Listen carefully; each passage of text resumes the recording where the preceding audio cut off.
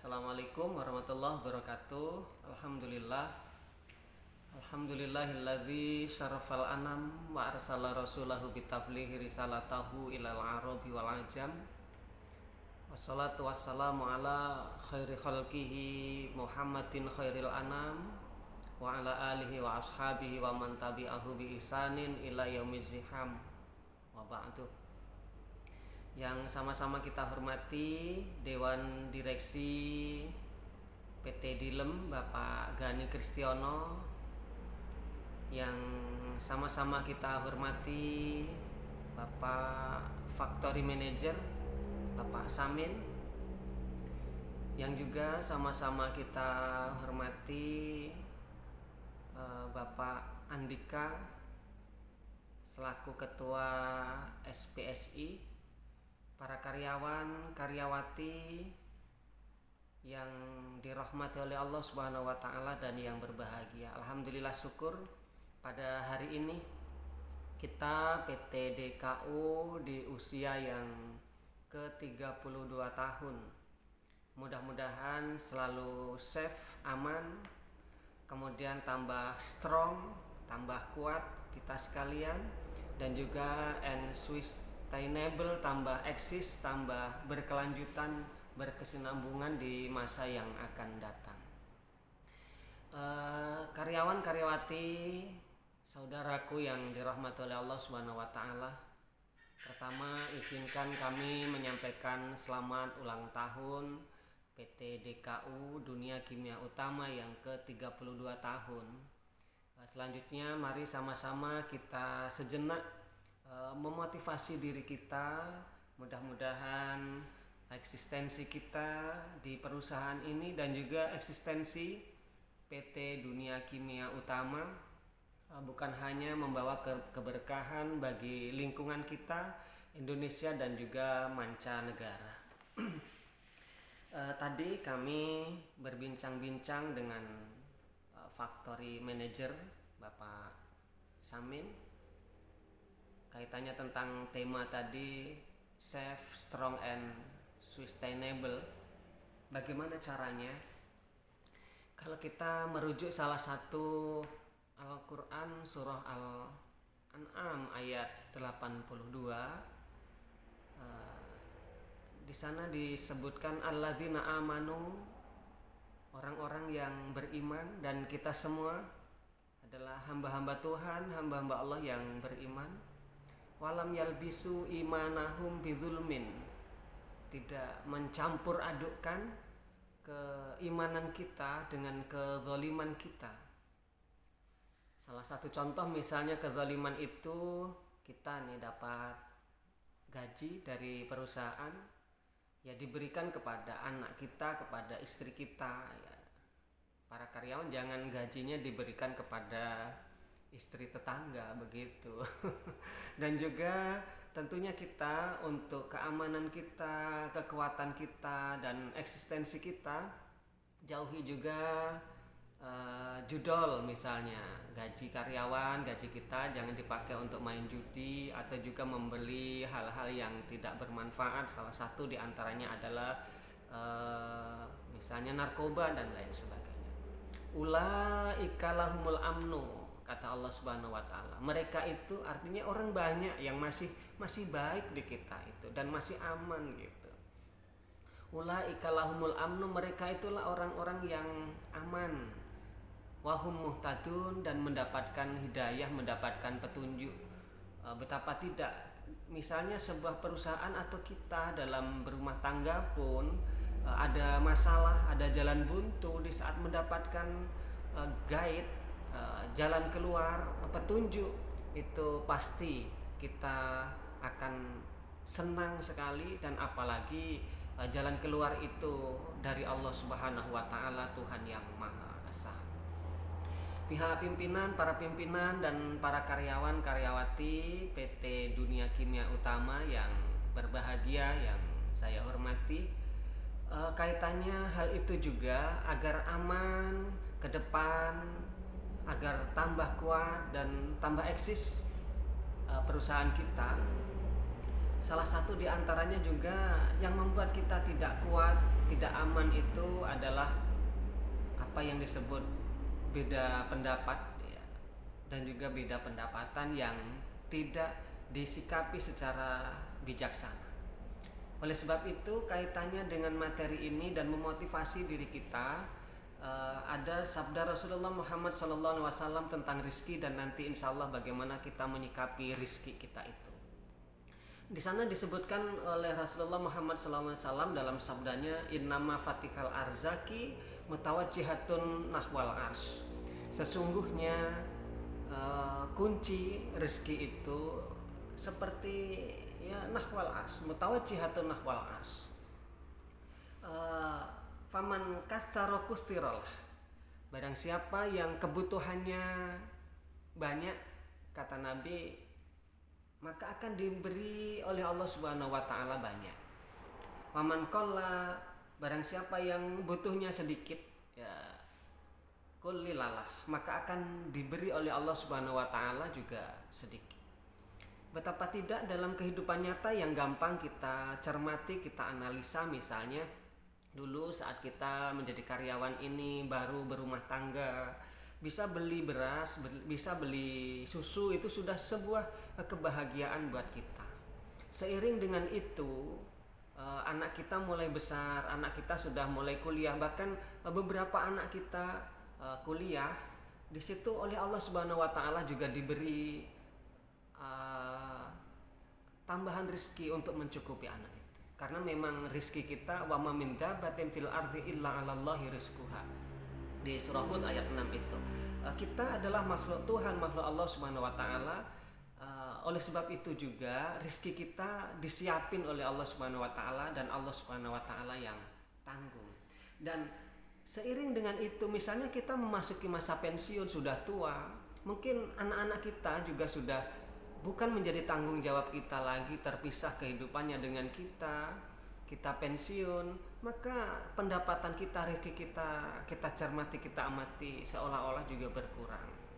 Ini sebagai contoh gambaran yang mudah, tetapi harapan kita, ya doa kita bersama, mudah-mudahan khususnya para karyawan ya pensiunan PT Dunia Kimia Utama, di saat pensiun bukan berkurang, mudah-mudahan bertambah. Saudaraku yang dirahmati Allah Subhanahu wa taala, oleh sebab itu Imam Asy-Syafi'i mengingatkan kita semua, memberikan advice kepada kita semua kaitannya tentang rezeki. Jangan terlalu khawatir, karena memang tadi di awal dijelaskan Allah Subhanahu wa taala yang tanggung. Selain itu jangan kita juga habis-habisan sampai mati-matian dalam mencapai, dalam menggapai rizki itu, apalagi sampai melupakan, melalaikan kewajiban kita ibadah, misalnya kewajiban kita thalabul ilmi, menuntut ilmu, mencari pengetahuan misalnya. Kemudian jangan juga sampai karena kita mengejar rizki ya, meningkatkan pendapatan, tetapi kewajiban kita kepada anak, istri, kasih sayangnya juga berkurang. Atau juga bahkan jangan sampai ya khidmat kita kepada umat, kepada masyarakat juga tidak kita lakukan, karena kita memiliki, selain memang kerja adalah ibadah dan juga bagian dari kewajiban, tetapi hal-hal itu juga menjadi bagian dari kewajiban kita yang mesti kita tunaikan. Saudaraku, para karyawan, karyawati dan unsur pimpinan PT Dunia Kimia Utama yang dirahmati oleh Allah Subhanahu wa taala. Kaitannya tentang itu, Imam Asy-Syafi'i mengatakan, wariskuka, rizkimu itu la yafutuka bitawani, akan tetap sampai kepadamu walaupun kita kondisinya ya mungkin tidak begitu santai saja. Tidak begitu istilahnya itu menggebu-gebu mati-matian ya.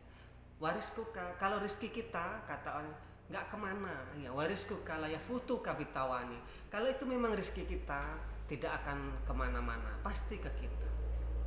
Tetapi juga saudaraku, walaysa yazidu fir rizqi la'na'u, kata Imam Asy-Syafi'i, tetapi kalau memang bukan jatah kita, walaupun kita sangat maksimal usaha kita, nggak akan sampai ke kita, karena kalau bukan rezeki kita tidak akan menambah jatah rezeki kita, upaya kita itu pun. Terkadang saudaraku, maaf, mungkin kita mengalami makanan itu sudah kita masukkan ke mulut kita, ke lisan kita, sudah nempel di lidah kita, terkadang jatuh karena mungkin bisa jadi itu bukan bagian kita, bukan rezeki kita.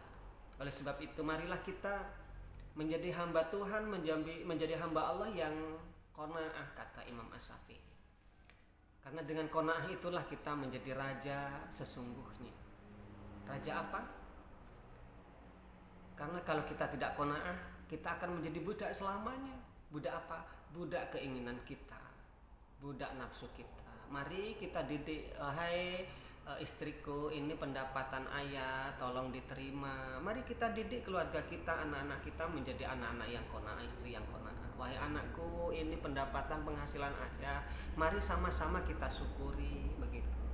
Idza ma kunta dza qalbin qanoi, mari kita menjadi orang yang ar-ridho bima qasamallah, ridho dengan apa yang Allah Subhanahu wa taala. Karena kalau kita memiliki hati yang istiqomah, saudaraku, anta wa malikud dunya sawa'u. Kita dengan Presiden Trump sama. Dengan presiden-presiden yang lain di dunia ini, raja-raja di dunia ini, kata Imam Syafi'i, anta wa malikud dunya sawa'u, sama kita. Kalau kita memiliki hati yang nerimo ing pandum, kalau bahasa orang Jawa begitu, kita hatinya qanaah. Saudaraku yang dirahmati oleh Allah Subhanahu wa taala, para ulama juga mengingatkan kepada kita sekalian kaitannya tentang rezeki, kaitannya tentang pendapatan. Karena kalau tidak kita sikapi dengan bijak, dengan arif, kita bisa menjadi uring-uringan.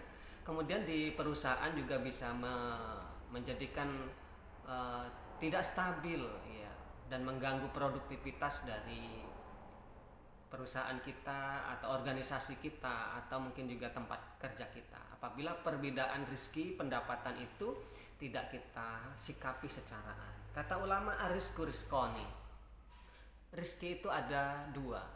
Yang sampai caranya kepada kita ada dua. Ada rizkun tatlubuka, rezeki yang mencari kita tanpa kita sangka-sangka, tanpa kita rencanakan. Kalau memang itu rezeki kita, itu sampai kepada kita. Apakah itu berupa makanan, apakah itu berupa jabatan. Kalau memang rezeki kita itu akan sampai kepada kita juga tanpa kita cari. Hada saufa yu'tika walau fi dha'fika. Walaupun kita dalam kondisi lemah. Kita bayangkan, terkadang kita berpikir ada tetangga kita tidak punya anak, sudah tua, bagaimana kita, terkadang kita berpikir bagaimana beliau makan dan lain sebagainya. Ternyata Allah Subhanahu wa taala menggerakkan orang lain untuk memberikannya rezeki, memberikannya makan dan kebutuhan-kebutuhan itu. Begitu pula Ibrahim bin Adham, di saat mengadakan kegiatan berburu ke tengah hutan, beliau melihat ada seorang yang terikat, yang tidak bisa bergerak sama sekali.